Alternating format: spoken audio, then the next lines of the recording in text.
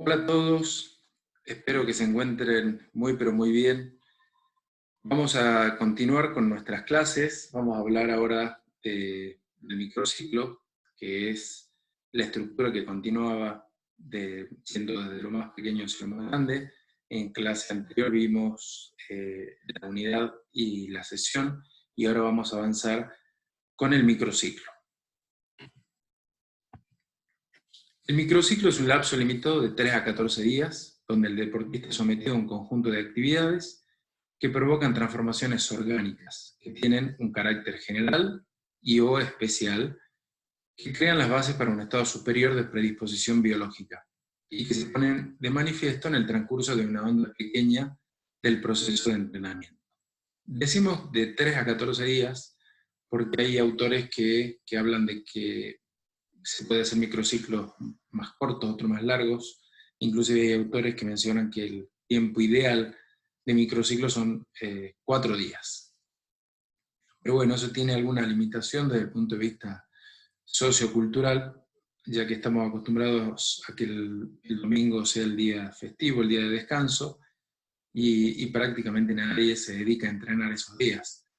Entonces, cuando uno hace microciclos en números distintos a 7 o sus múltiplos, los días domingo en algún momento terminan cayendo como día de entrenamiento y hacen que se compliquen las cuestiones. Así que usualmente se interpreta y se entiende, y casi todo el mundo trabaja igual, como que el microciclo tiene una duración estándar de 7 días, ¿no?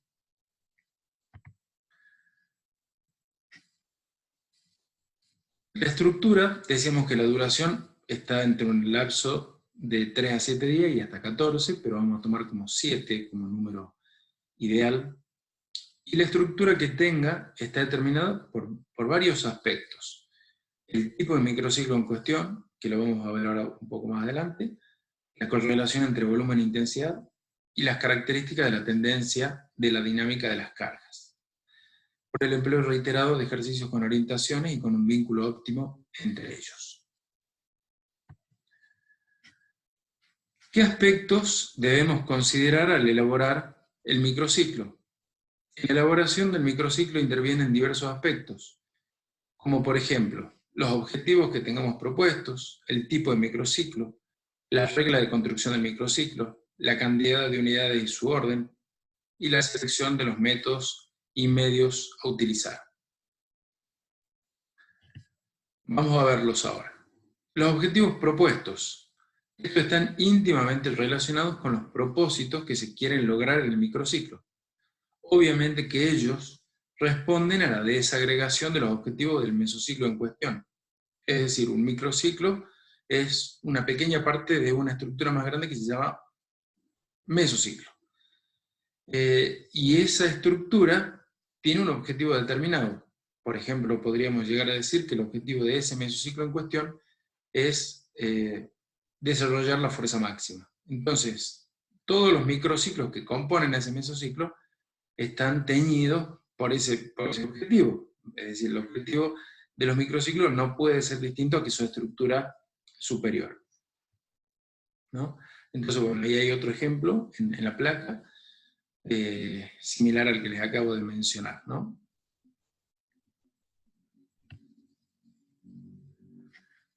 Tipos de microciclos, que es otro de los factores. Ordinarios o corrientes, de choque, de acercamiento o aproximación, de competición y de recuperación o restablecimiento. Vamos a verlos a cada uno de ellos. Ordinarios o corrientes preparan el organismo para responder a las exigencias del sistema de preparación orgánico. Tienen un nivel medio-bajo de incitación, es decir, eso es lo que el efecto que produce sobre el organismo. Se caracterizan por un volumen considerable y un nivel limitado de intensidad, ¿no? Es decir, suelen tener más volumen que intensidad. Y son utilizados como el más común de todos los microciclos dentro del periodo preparatorio. Acá tenemos un gráfico de una posible dinámica de volumen e intensidad en un microciclo corriente. Fíjense, azul tenemos marcado el volumen y con fucsia tenemos marcada la intensidad. Y las verticales son lunes, martes, miércoles, jueves, viernes y sábado. Entonces fíjense, un microciclo corriente tiene 2 días que son de más volumen e intensidad, que en este caso coinciden, y son el martes y el viernes, y tienen 2 días que son suaves, que son el lunes y el miércoles, perdón, el lunes y el jueves, y 2 días medios, que son el miércoles y el sábado. Es un clásico gráfico de dinámica de volúmenes de microciclos corrientes. Aquí ven también un mesociclo básico desarrollador que tiene adentro un microciclo ordinario, ¿no? Y un gráfico similar. Las barras, esas son el volumen, las que están verticales, y la curva negra esa que las atraviesa es la intensidad. Fíjense en este ejemplo en particular, el volumen y la intensidad son similares, transcurren y de forma paralela, que no siempre ocurre esto. Acá hay una posible dinámica de volumen e intensidad de otro microciclo corriente, ¿no? Fíjense que este tiene días de mayor volumen. Fíjense que el lunes, el martes tiene un volumen alto, y el jueves, viernes y sábado también, y solo tienen un día relajado que es el miércoles, ¿no? Y ahora van a aparecer las líneas de la intensidad. Fíjense que el día que había un volumen relativamente alto, que era como del 70%, la intensidad estaba casi al 100%. Fíjense, en estos 2 días estaba mucho más tranquila la intensidad, y en estos otros 2 días de término medio, ¿no? Entonces, esas son posibles formas de ubicar el volumen y la intensidad, la dinámica del volumen de intensidad en un microciclo de tipo corriente. Los microciclos de choque se caracterizan por un gran volumen global de trabajo y un elevado nivel de incitación. Tienen como finalidad estimular los procesos de adaptación al organismo y se distinguen por el aumento de la intensidad. Se utilizan principalmente en la etapa de preparación especial, ¿no? Fíjense, estos de choque, justamente el nombre lo dice todo, son microciclos muy agresivos sobre el organismo del deportista, ¿no? Entonces, tienen un elevado nivel de incitación, tienen un volumen muy alto y son muy característicos de la preparación especial. Y tienen un aumento importante de la intensidad, es decir, es muy agresivo para el organismo que de forma simultánea tengamos volumen e intensidad alto. Por lo general, uno de los dos tiene que estar alto y el otro tiene que estar bajo. Si no, podemos producir lesiones, podemos tener sobreentrenamiento. Es por ello que estos microciclos están reservados solamente para atletas deportistas de alto nivel y con mucha experiencia deportiva. Fíjense una posible dinámica de un microciclo de choque, ¿no? El volumen y la intensidad, el volumen de blanco y la intensidad de amarillo, están entre el 80 y el 100% todos los días de la semana. Entonces fíjense lo agresivo que puede llegar a ser esto para el organismo.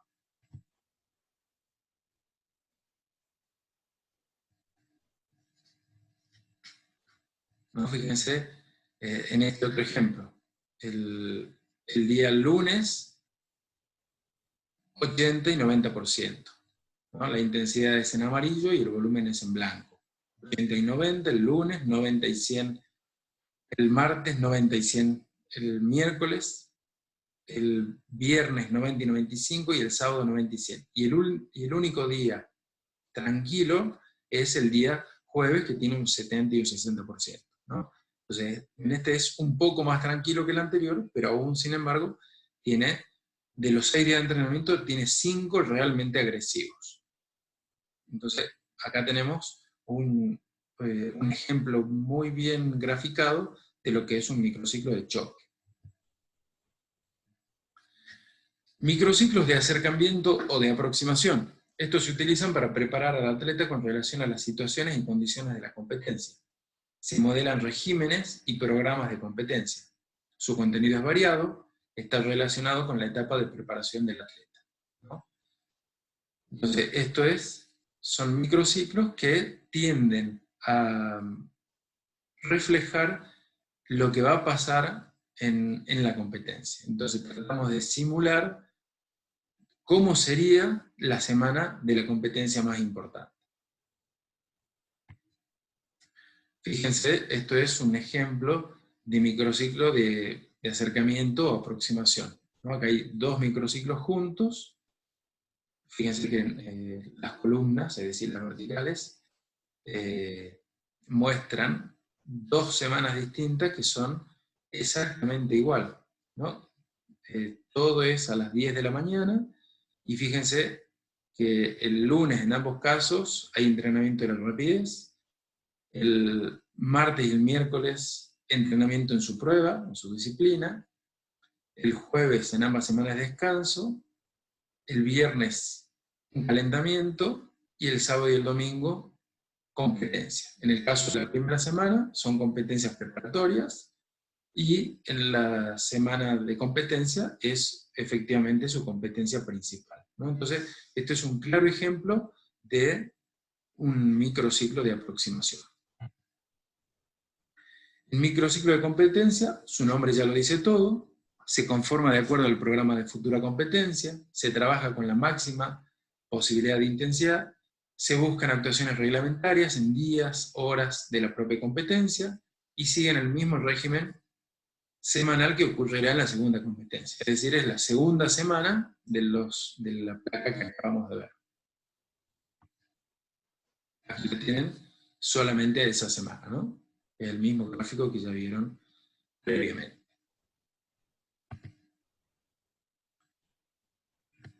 Y tenemos también microciclos de recuperación o restablecimiento, que se usan al final de una serie de microciclos de choque o al final del periodo de competencia. Están destinados, como su nombre lo dice, a asegurar el desarrollo óptimo de los procesos de recuperación. Tienen un grado débil o bajo de incitación, es decir, de descanso activo. Estos microciclos son realmente muy necesarios cuando pasa alguna competencia importante, o algún periodo de competencia importante. Tenemos también microciclos de control y evaluación. Su finalidad es evaluar la marcha del proceso de entrenamiento. Se aplican como norma en la última semana de cada mesociclo.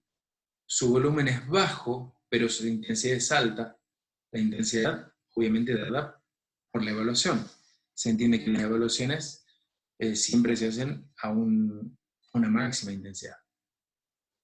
Por lo general se aplica el test de control los 3 últimos días del microciclo, porque usualmente los primeros 3 días todavía se siente el efecto de la carga de las semanas precedentes.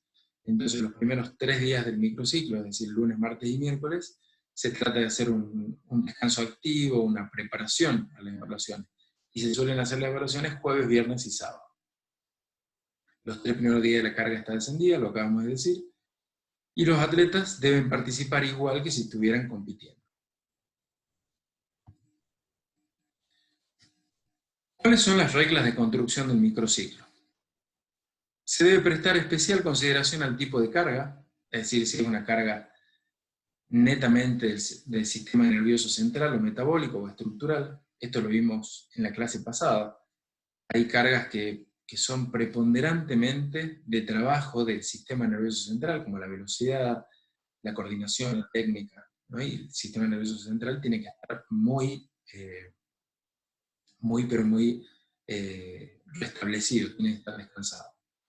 No se debe exponer al atleta a demandas muy altas sobre su sistema en unidades sucesivas. Cada unidad está diseñada en búsqueda de un objetivo específico y debe variar dentro del día y también día a día. El intervalo entre 2 unidades de entrenamiento debe ser lo suficientemente extenso como para permitir la recuperación necesaria, sobre todo el sistema nervioso o metabólico estructural, y adecuada para lograr el máximo efecto de entrenamiento de la siguiente unidad, ¿no? Es decir, a veces tenemos unidades en la misma sesión, una unidad de, vamos a decir, de técnica, otra de resistencia, y otra de flexibilidad. Entonces, entre cada unidad debe haber un intervalo lo suficientemente extenso para permitir una recuperación, ¿no? Un intervalo para comer alguna colación, ir al baño, etc. La recuperación se acelera si las unidades de recuperación o de regeneración son introducidas en el microciclo, ¿no? Eso está ya súper estudiado en los últimos años. Cuando ponemos unidades de recuperación activa, los procesos de recuperación se aceleran. Son súper interesantes. Cuando unidades de entrenamiento con diferentes objetivos y variadas demandas se siguen unas a las otras, puede no ser necesario esperar una completa recuperación, ¿no? A veces tenemos unidades que apuntan a cosas totalmente distintas, capacidades totalmente distintas o sistemas totalmente distintos, y podemos tranquilamente trabajar casi sin descanso. La concentración en un objetivo en particular en una unidad permite algún óptimo periodo de tiempo cuando el atleta puede estar expuesto al estímulo deseado. Los microciclos bien construidos reducen la monotonía en el entrenamiento si se los arma correctamente, ¿no? Esto tenemos que buscarle siempre la vuelta de que no sean monótonos los entrenamientos, no sean siempre iguales. Las cargas de alta demanda metabólicas o fuerza máxima deben llevarse a cabo en días de óptima capacidad y nunca luego de días de alta demanda. Especialmente se involucra el sistema de energía anaeróbico láctico, es decir, resistencia a la velocidad. Cuando ocurre esto, necesitamos al menos 48 a 72 horas para recuperarse de estas altas cargas. Es decir, yo hago una carga extremadamente alta de resistencia a la velocidad, donde hay mucha participación del ácido láctico, y necesito al menos 48 o 72 horas para recuperarme. Es decir, no puedo al día siguiente poner un estímulo de fuerza máxima porque el deportista no va a rendir, ¿no? Esto tenerlo muy presente. Bueno, tenemos algunas reglas para construir el microciclo, ¿no? Primero, establecer un perfil del atleta, determinar el periodo fase en el que se encuentra, identificar las unidades a cubrir, fijar la cantidad de cada unidad, diseñar la distribución de las cargas, construir las sesiones diarias, calcular intensidades y volúmenes, y por último, evaluar con una lista de control del microciclo. El perfil del atleta se refiere a establecer de qué atleta estamos hablando, ¿no? La edad que tiene, los años de experiencia que tiene, el puesto en el que se desempeña, si es un deporte en conjunto, cuántas veces entrena a la semana, cómo se alimenta, etcétera, etcétera, etcétera. Es una radiografía del atleta, del deportista o del equipo. Periodo fase donde se encuentran, ¿no? La carga, el número de unidades, tipo de unidades, va a depender mucho de la tendencia que sigue el entrenamiento y sobre todo las direcciones de rendimiento que están siendo desarrolladas. Por ejemplo, en la preparación general se utilizan muchas unidades dirigidas a las direcciones condicionantes, lo vimos en la clase pasada. Y en la etapa de preparación especial, obviamente van a primar otras unidades que están dirigidas a las direcciones determinantes del rendimiento, ¿no? Entonces hay que tener bien clara la diferencia entre capacidades o direcciones condicionantes y direcciones determinantes. Como es lógico, esto va a facilitar identificar qué unidades a cubrir y su cantidad en correspondencia con los objetivos del microciclo, ¿no? Clarísimo. Vamos a ver algunos ejemplos. Esto es un ejemplo de un atleta de alto nivel. Están en las columnas las habilidades, condiciones biomotoras, y al lado las cantidades de unidades que vamos a distribuir en ese microciclo. Entonces fíjense, 4 unidades de coordinación, 3 de velocidad, 6 de fuerza rápida, y así para cada una de las capacidades. Si sumamos todas esas capacidades, esas unidades, perdón, nos da un número de 37 unidades, ¿no? Entonces, ya sabemos cuántas vamos a poner de cada una. Lo que sigue es ubicarlas dentro del microciclo, ¿no? Fíjense, atleta de alto nivel que entrena mañana y tarde. Entonces están todas las unidades ubicadas de lunes a sábado. Otro ejemplo, bastante distante del anterior. Atletas de 14 a 15 años. Coordinación técnica táctica 5, rapidez 3, fuerza rápida 3, potencia aláctica 1, capacidad láctica 1, y así nombrando cada una de las capacidades. Eso nos da un número de 26 unidades sumándolas a todas. Cuando las ordenamos, obviamente este joven deportista entrena solamente por las tardes, ahí están ubicadas y ordenadas de acuerdo a lo que conocemos de cada una de las capacidades. Otro ejemplo, atletas o deportistas de 10 a 13 años. 5 unidades de coordinación, 4 de rapidez, 2 de fuerza rápida, 1 de potencia aerobia, bueno, y así para cada una. Y después las distribuimos de lunes a sábado, ubicándolas, conociendo cada una de las capacidades estas que vamos a introducir. Una vez que tenemos distribuido qué cantidad de unidades de cada capacidad en el microciclo y las distribuimos a esas unidades dentro del microciclo, repartiendo en la semana, por ejemplo, si teníamos 3 unidades de fuerza máxima, sabemos por regla general que la fuerza máxima debe ir a 48 horas, ¿no? Sabemos que hacemos una carga láctica un día, al día siguiente no puedo hacer una carga de sistema nervioso central, ¿no? Bueno, todas esas cuestiones de las capacidades que las tenemos que manejar. Entonces, por ejemplo, acá tenemos un caso que tenemos un volumen de 2.400 metros para desarrollar la capacidad anaeróbica láctica en 2 unidades de entrenamiento. Entonces tenemos varias opciones. Dividimos por 2 ese volumen y lo dividimos en las 2 unidades que tenemos repartidas en la semana. Entonces ponemos 1.200 cada día. Otra opción sería poner 1.400 y 1.000 metros, pero con una intensidad diferenciada, es decir, el día que hay menos volumen, un poquito más de intensidad y viceversa. Y la otra opción es aplicar el mismo volumen, pero cambiar las intensidades. Y después otras alternativas que a ustedes se les ocurran. Entonces ahí pasamos a ese microciclo que teníamos para un joven de 14 a 15 años, ¿cómo nos quedaría? ¿No? Ahí ya habiendo ubicado los volúmenes y las intensidades de cada uno.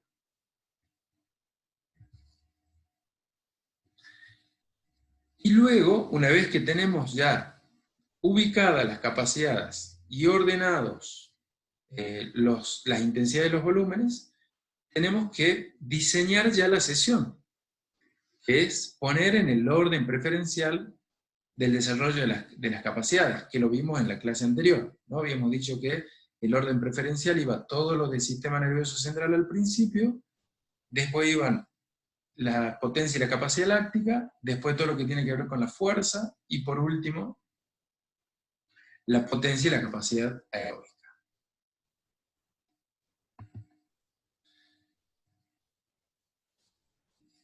Y lo último que hacemos una vez que lo terminamos el microciclo, hacemos un control de qué es lo que hicimos, ¿no?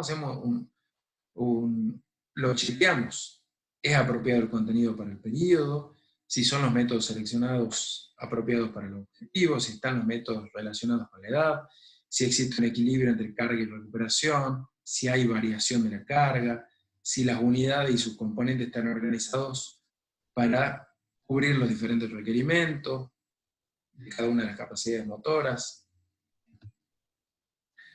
Y bueno, y con eso podemos hacernos una muy buena idea de cómo se construye un microciclo. Bueno, espero que les haya gustado, que les haya sido de claridad. Esto es, como les dije en la clase precedente, esto es complementario al material de lectura que tienen a fines de terminar de entender las ideas. Así que bueno, espero que les haya sido de interés, que les sea de utilidad, y Dios mediante nos vemos en la próxima clase donde vamos a seguir trabajando sobre las estructuras más grandes. Muchísimas gracias por su atención.